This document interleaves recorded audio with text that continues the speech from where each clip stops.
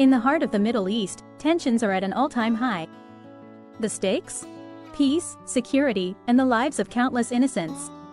U.S. Secretary of State Antony Blinken is on a relentless mission, his 9th trip to the region since the conflict began. Blinken's goal is clear: broker a ceasefire between Israel and Hamas, a task fraught with challenges and setbacks. Israeli Prime Minister Benjamin Netanyahu's recent remarks have stirred controversy, described as maximalist and unhelpful by a U.S. official. Netanyahu's insistence on maintaining control over strategic corridors in Gaza has become a major sticking point in negotiations. Meanwhile, the Israeli military has recovered the bodies of 6 hostages from Gaza, providing some closure to grieving families. The Hostages and Missing Families Forum urges the Israeli government to finalize a deal to bring the remaining hostages home. In Gaza, the humanitarian crisis deepens. An Israeli strike on a school has killed 7 people, including 2 children. The United Nations condemns the escalating violence against aid workers, with a record 280 killed globally in 2023. The conflict's toll is not just human. Israeli Central Bank Chief Amir Yaron calls for urgent action on the 2025 budget to stabilize the economy. In Tel Aviv, a bombing claimed by Hamas and Islamic Jihad has heightened tensions, with threats of more attacks to come. The Israeli military responds with airstrikes on Hezbollah's weapons storage in Lebanon, escalating the regional conflict.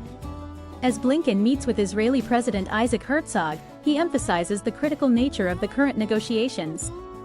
Herzog blames Hamas for the failure to reach a hostage deal, highlighting the group's refusal to move forward. In Gaza, a mother fears for her child's health as polio reemerges, a stark reminder of the war's devastating impact on public health. Pro-Palestinian protests erupt in Chicago during the Democratic National Convention, drawing thousands of demonstrators. The protesters demand an arms embargo on Israel, reflecting growing discontent with U.S. support for Israel's actions in Gaza. Back in the Middle East, Blinken's efforts continue.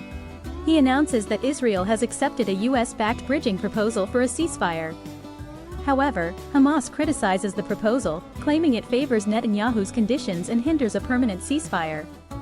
The negotiations are described as potentially the best and possibly the last chance for a deal. In a poignant moment, Blinken meets with families of fallen soldiers and hostages, hearing their pleas for peace and resolution.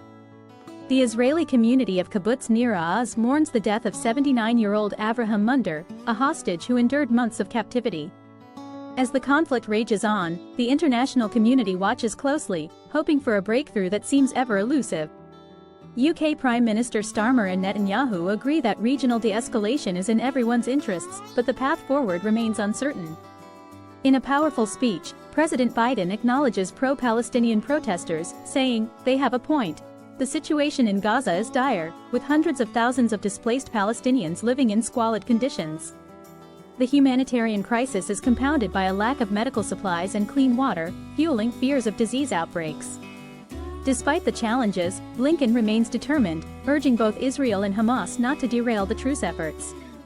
The stakes are high, with the potential for a wider regional conflict if a ceasefire is not achieved.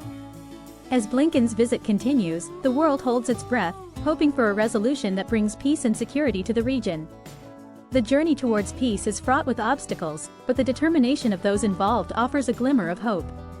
Stay tuned as the story unfolds, and remember, in the pursuit of peace, every effort counts. Peace is not just a goal, it's a journey.